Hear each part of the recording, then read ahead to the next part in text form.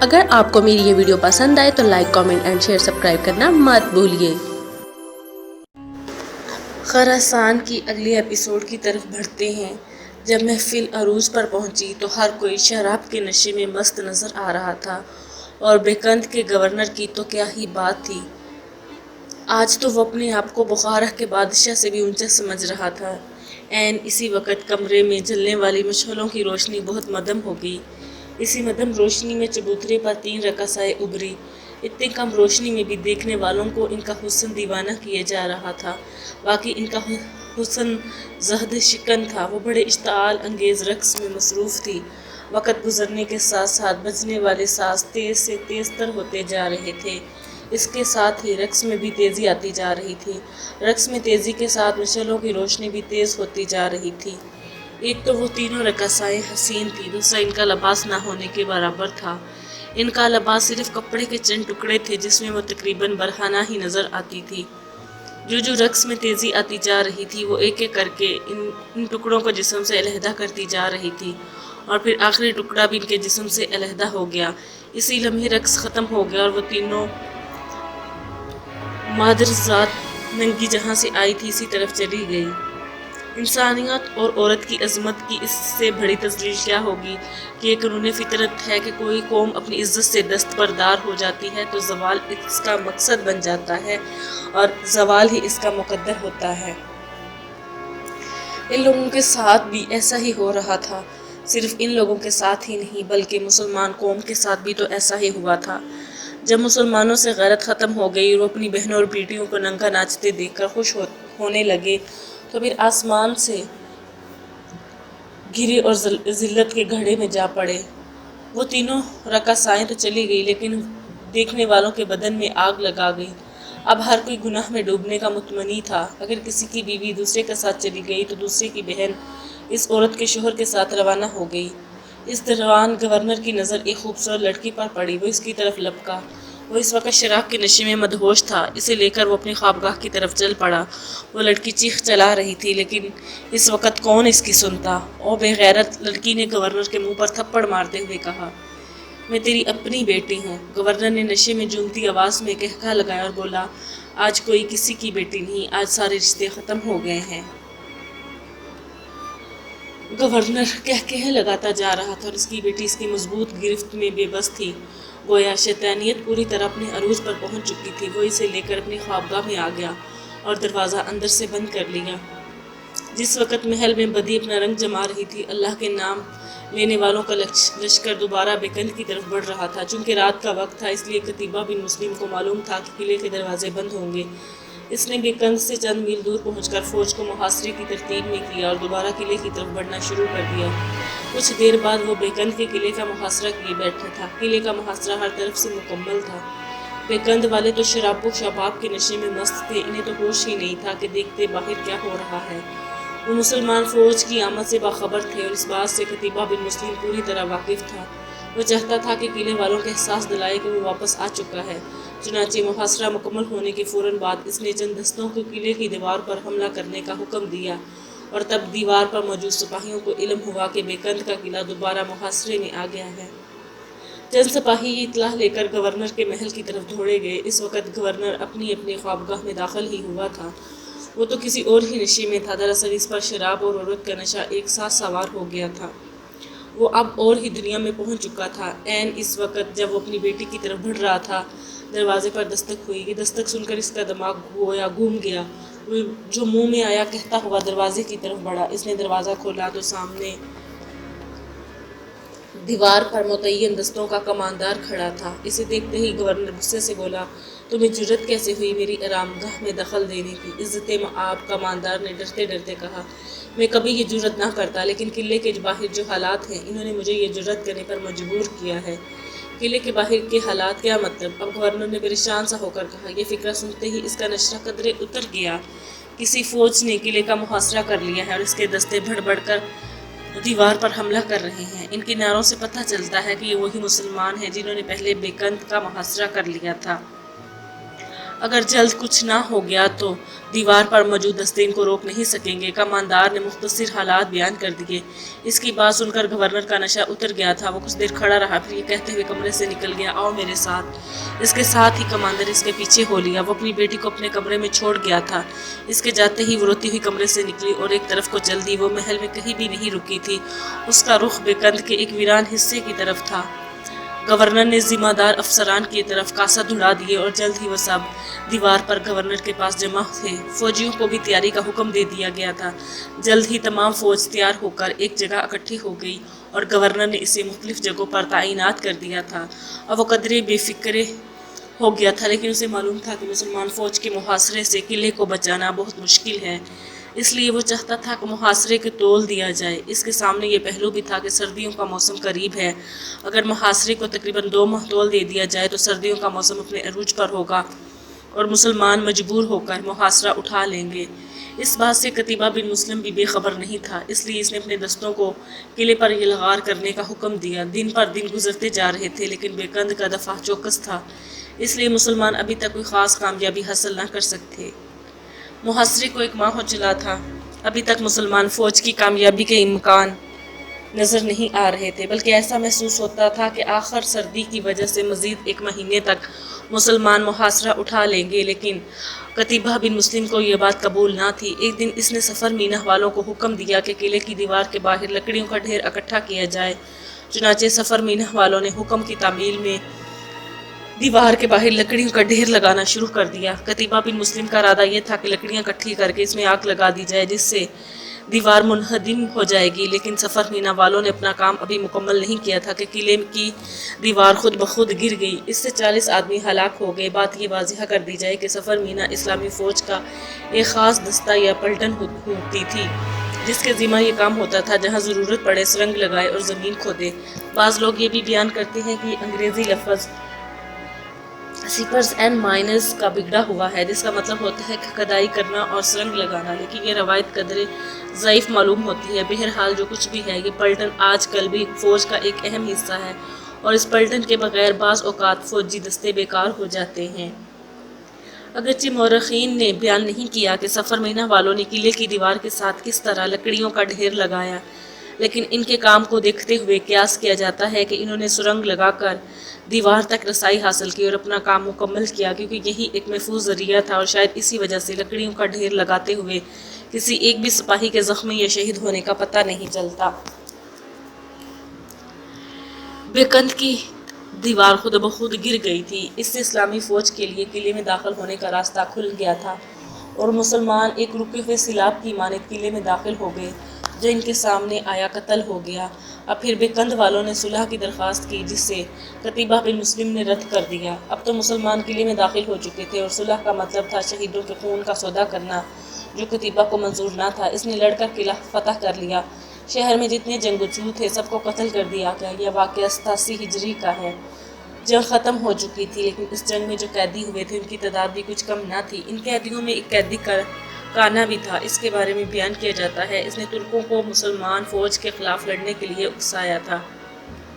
ایک دن سلیم الناسی قیدیوں کے پاس سے گزر رہے تھے۔ پہلے بیان کیا جا چکا ہے کہ سلیم الناسی عبداللہ بن ابی بکرہ کے آزاد کردہ غلام تھے، دانا تھے اور قدر عمر رسیدہ بھی تھے، اس لیے سب مسلمان اس کی عزت کرتے تھے۔ اسی کانے شخص نے آواز دے کر انہیں روک لیا۔ کیا بات ہے؟ یہ وہ کہ جس کی ایک آنکھ ضائع ہو گئی ہے۔ سلیم الناسی نے اسے کہا، آپ مجھے شکل سے عقل والے لگتے ہیں۔ اس نے جواب دیا، میں آپ سے کچھ باتیں کرنا چاہتا ہوں۔ ہاں، کیا کہنا چاہتا ہے؟ سلیم الناسی نے اسے دوبارہ کہا، سننے میں آیا ہے کہ مسلمان اپنے قیدیوں پر کوئی ظلم نہیں کرتے۔ اس نے گویا سوال کیا۔ ہاں، ہم لوگ بغیر قصور کے کسی پر کوئی ظلم نہیں کرتے، سلیم الناسی نے اسے جواب دیا۔ وہ پھر بولے، کیا تجھ پر کسی نے کوئی ظلم کیا ہے؟ نہیں، اس نے کہا، ابھی تو کسی نے مجھ پر کوئی ظلم نہیں کیا۔ وہ کچھ دیر سوچ کر بولا، لیکن میں ڈرتا ہوں کہ آئندہ مجھ پر ظلم کیا جائے گا، بس اسی بات سے مجھے خوف آتا رہتا ہے۔ سن لے ایک آنکھ والے، سلیم الناسی نے اسے مخاطب کرتے ہوئے کہا، اگر تو بے قصور ہے تو تجھ پر کچھ ظلم نہ ہوگا، لیکن اگر تیرا قصور بنتا ہے تو تجھے معاف بھی نہ کیا جائے گا۔ اسی بات سے تو میں ڈرتا ہوں، اس نے بیچارگی سے کہا۔ میں ڈرتا ہوں اے دانا شخص کے جو قصور مجھ سے ہوا ہے، اس کے بعد میری معافی ناممکن ہے۔ سلیم الناسی کو شاید اس سے ہمدردی محسوس ہو رہی تھی۔ وہ بولے، تجھ پر کیا قصور سرزد ہو گیا؟ میں نے ترکوں کو مسلمانوں کے خلاف لڑنے کے لیے ابھارا تھا۔ اس نے جواب دیا، اب میں اپنے کیے پر نادم ہوں۔ تو تم کیا چاہتے ہو؟ سلیم الناصر نے کچھ سوچ کر اس سے پوچھا۔ میں نے سنا ہے مسلمان فدیہ لے کر قیدیوں کو رہا کر رہے ہیں۔ اس نے کہا، صرف اس صورت میں جب قیدی کا قصور قابل معافی ہو۔ سلیم الناصر نے جواب دیا، میں چاہتا ہوں کہ فدیہ ادا کر کے رہائی حاصل کر لوں۔ اس نے کہا، تم کتنا فدیہ ادا کر سکو گے؟ سلیم الناصر نے پھر سوال کیا۔ اس نے کچھ سوچ کر جواب دیا، میں اسی وقت 5000 چینی ریشمی کپڑے کے تھان فدیے کے طور پر دے سکتا ہوں، اور ہر تھان کی قیمت 2000 درہم ہے۔ اس وقت چین ریشم کی ایک بہت بڑی منڈی تھا، جہاں ریشمی کپڑوں کو خاص طور پر پالا جاتا تھا اور پھر اس سے ریشمی کپڑا تیار کیا جاتا تھا۔ اس وقت اچھا ریشم صرف چین میں پیدا ہوتا تھا۔ بعد میں جب مسلمانوں نے اندلس فتح کیا تو انہوں نے اندلس میں ریشے کے کپڑے پالنے کی صنعت کو فروغ دیا۔ یوں ریشم کی صنعت میں چین کی اجارہ داری کسی حد تک کم ہو گئی۔ اس کی پیشکش سن کر سلیم الناصر سوچ میں پڑ گئے اور انہوں نے قتیبہ بن مسلم کو اطلاع دی۔ قتیبہ نے اپنے ساتھیوں سے مشورہ مانگا۔ اکثر لوگوں نے مشورہ دیا کہ فدیہ لینے سے مسلمانوں کی دولت عامہ میں اضافہ ہوتا ہے، اور دوسرا شاید اسے پھر ایسی حرکت کا موقع نہ ملے، اس لیے اسے فدیہ لینے میں کوئی حرج نہیں۔ جب سب لوگ مشورہ دے چکے تو قتیبہ نے ان سے کہا، اگرچہ آپ سب نے خلوص نیت سے مشورہ دیا ہے، لیکن میں سمجھتا ہوں کہ جو شخص ایک دفعہ ایسی حرکت کر سکتا ہے وہ دوبارہ بھی ایسا کرے گا، یعنی اس کا وجود مسلمانوں کے لیے سراسر خطرہ ہی ہے، اور میں یہ نہیں چاہتا کہ آئندہ وہ کسی موقع پر مسلمانوں کے لیے خطرہ بنے۔ میرے خیال میں وہ صرف اور صرف قتل کا مستحق ہے۔ وہ کچھ دیر رکا، پھر بولا، میں نے رائے پیش کر دی ہے۔ اگر کسی کو میری رائے پر اعتراض ہو تو وہ مجھے ٹوکنے کا حق رکھتا ہے، لیکن کسی نے بھی کوئی بات نہ کی، بلکہ سب اس کی رائے سے متفق تھے۔ چنانچہ قتیبہ کے حکم سے اسے قتل کر دیا گیا۔ بیکند کی فتح سے مسلمانوں کو مال غنیمت میں بے شمار سونے اور چاندی کے برتن ملے۔ قتیبہ بن مسلم نے مال غنیمت کی نگرانی اور تقسیم کے لیے عبداللہ بن دالان العدوی کو مقرر کیا، جس کا تعلق بنی ملکان سے تھا۔ وہ امانت داری اور دیانت داری میں بے مثال تھا، اس لیے قتیبہ اسے امین ابن امی کہتا تھا۔ اس کے معاون کے طور پر الیاس بن جہش بابلی کو مقرر کیا گیا تھا۔ ان دونوں نے مال غنیمت اکٹھا کیا اور اس میں سونے اور چاندی کے جتنے برتن اور مجسمے تھے، ان سب کو پگھلا کر سونا اکٹھا کر لیا۔ اس عمل کے دوران صرف جو میل ان سے نکلی، اس کی مالیت 40,000 درہم تھی۔ دونوں سونا اور میل لے کر قتیبہ کے پاس لے آئے اور قتیبہ نے وہ میل انہیں بخش دی۔ ان دونوں نے جب اس کی قیمت لگوائی تو وہ 40,000 درہم تھی۔ انہوں نے اس کی اطلاع قتیبہ کو دی۔ قتیبہ نے اس میل کو دوبارہ پگھلوایا تو اس سے ایک روایت کے مطابق 1,50,000 مسکال سونا اور دوسری روایت کے مطابق 50,000 مسکال سونا حاصل ہوا، جبکہ ایک مسکال 4.5 ماشا وزن ہوتا ہے۔ بیکند کی فتح کے بعد ہر سپاہی کو مال غنیمت میں جو حصہ ملا، اتنا پہلے کبھی کسی کے حصے میں نہ آیا تھا۔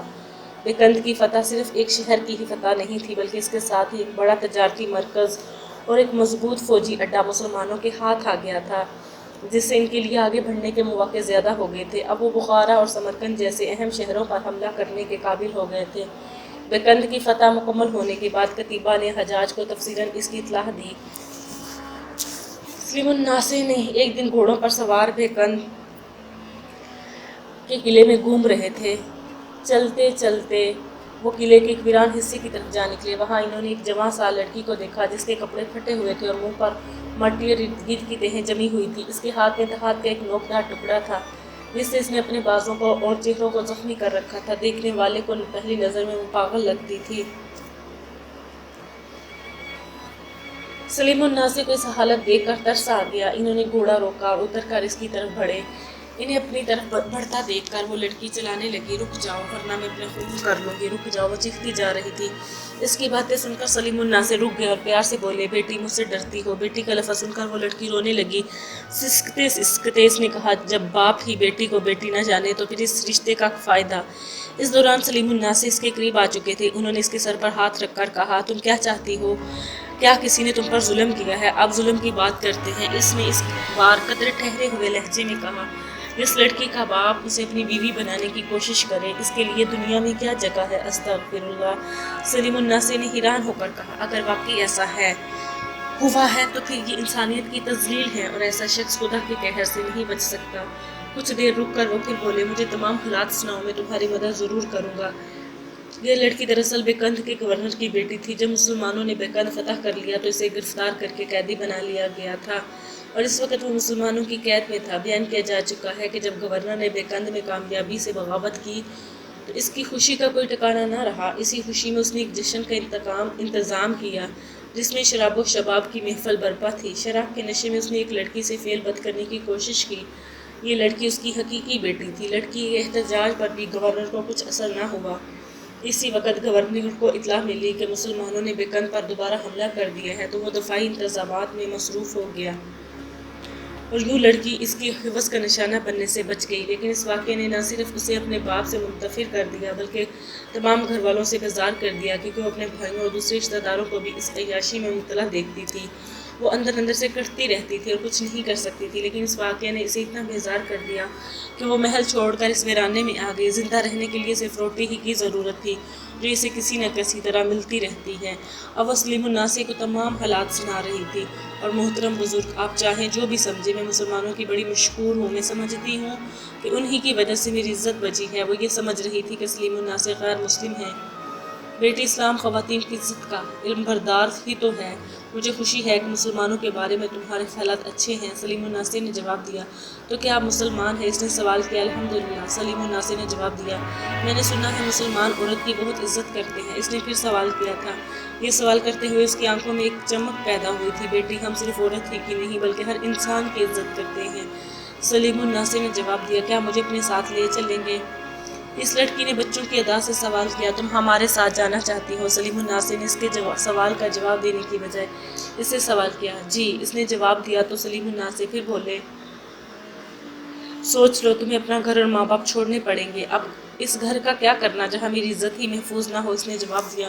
اچھا پھر اٹھو، سلیم الناسی نے اسے اٹھاتے ہوئے کہا۔ یہاں چند مسلمانوں کی بیویاں بھی ساتھ آئی ہیں، تم ان کے حوالے کر دیتے ہیں۔ جب تمہارے لیے کوئی مناسب شخص نظر آئے گا تو تمہارا مستقل بندوبست ہو جائے گا۔ بخارا شہر میں اطلاع نے ہلچل مچا دی کہ بیکند مسلمانوں نے فتح کر لیا ہے۔ یہ اطلاع لے جانے والا کوئی اور نہیں، بیکند کے محکمہ جاسوسی کا افسر ارد تھا۔ اس نے یہ اطلاع دوران خزاں کو دی تھی جو بخارا کا بادشاہ تھا۔ دروان خزاں محل کے دالان میں ٹہل رہا تھا۔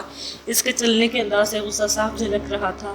دالان میں ایک میز پر صراحی اور شراب پینے والے گلاس دھرے تھے، جن میں سے ایک گلاس شراب سے بھرا ہوا تھا۔ اس کے سامنے ارد کھڑا تھا۔ وہ ٹہلتے ٹہلتے چند لمحوں کے لیے رکتا اور گلاس سے چند گھونٹ بھرنے کے بعد دوبارہ ٹہلنے لگتا۔ کافی دیر تک وہ اسی طرح کرتا رہا، پھر رک کر غور سے اس کی طرف دیکھتے ہوئے بولا، بیکند جیسا قلعہ مسلمانوں کے ہاتھ چلا گیا، اس کا مطلب سمجھتے ہو؟ عالی مکان مجھ سے بہتر جانتے ہیں، ارد نے خوشامدانہ انداز میں کہا۔ میں نے یہ نہیں پوچھا کہ میں جانتا ہوں یا نہیں، اگر میں جانتا بھی ہوں تو میں یہ چاہتا ہوں کہ تم بھی اس کا مطلب جان لو۔ وہ پھر اسی طرح ٹہلنے لگا، پھر رک کر بولا، اس کا مطلب یہ ہے کہ ان کی اگلی منزل بخارا ہوگی اور یہاں بھی تم جیسے بگوڑے موجود ہوئے تو اس شہر کا بھی خدا ہی حافظ ہوگا۔ اگر جناب عالی ہمیں موقع دیں تو ہم آپ کو دوبارہ مایوس نہیں کریں گے، ارد نے مؤدبانہ انداز میں کہا۔ اچھا یہ بتاؤ کہ بیکند سے کتنی فوج بچ کر آئی ہے؟ دوران خزاں کا لہجہ اس بار قدرے نرم تھا۔ بیکند سے بھاگنے والوں کی تعداد بہت کم تھی اور ابھی تک شاید ہی کوئی بخارا پہنچا ہو۔ راستے میں نو مشقت اور آتے ہیں، وہ لوگ بخارا آنے کی بجائے ان قلعوں میں پناہ لینا زیادہ بہتر خیال کریں گے، ارد نے جواب دیا۔ مجھے بیکند کی شکست کے تمام حالات تفصیل سے سناؤ، یہ دروان خزاں کا حکم تھا اور ارد نے شروع سے لے کر آخر تک تمام حالات اس کے سامنے بیان کر دیے تھے۔ یہ واقعہ سن کر وہ سوچ میں گم ہو گیا۔ عالی مکان، ارد نے مؤدبانہ لہجے میں کہا، اگر اجازت دیں تو ایک بات کہوں۔ کہو، کیا بات ہے؟ دروان خزاں نے چون کر ارد کی طرف دیکھا۔ اس صورتحال سے نمٹنے کی ایک ہی صورت ہے۔ ارد یہاں تک کہہ کر خاموش ہو گیا۔ اب کہہ بھی دو، کیا بات ہے؟ دروان خزاں نے اکتائے ہوئے لہجے میں کہا، اگر مسلمان ہمارے لیے خطرہ بن رہے ہیں تو صرف یہ قتیبہ کی وجہ سے ہے۔ اس بڑھتے ہوئے خطرے کو روکنے کا ایک ہی طریقہ ہے کہ قتیبہ کو قتل کروا دیا جائے، ارد نے کہا۔ جیسے ہی ارد نے کہا، دروان خزاں نے اس طرح ارد کی طرف دیکھا جیسے اسے ارد کی بات پسند آئی ہو، پھر وہ کہنے لگا، بات تو تمہاری ٹھیک ہے، کیونکہ ایک شخص کے قتل ہونے سے مسلمانوں کا حوصلہ پست ہو جائے گا۔ پھر کچھ دیر سکوت کے بعد وہ بولا، ابھی تو وہ سردی کے موسم کی وجہ سے چلا گیا ہے، لیکن مجھے معلوم ہے وہ پھر آئے گا اور ضرور آئے گا، لیکن اس کے آنے سے پہلے ہی اس کا انتظام کرنا ہوگا۔ پھر وہ ارد کی طرف مڑا، کیا تم اس کے قتل کا انتظام کروا سکتے ہو یا ذمہ داری میں کسی اور کو سونپ دوں؟ علی جاں ارد بولا، یہ میرے لیے عزت کی بات ہوگی کہ آپ کا کوئی ذاتی کام کروں۔ نہیں، یہ میرا ذاتی کام نہیں، دروان خزانے سے ٹوکتے ہوئے کہا، یہ بخارا کی عزت و عظمت کا معاملہ ہے۔ تم اس طرح کرو، چند دن آرام کرو، پھر تمہیں روانہ ہونا ہوگا۔ جس کو ساتھ لے جانا چاہو، تمہیں اجازت ہے، اسے ساتھ لے جاؤ، اور کسی کام کے لیے تمہیں میری اجازت کی ضرورت نہیں۔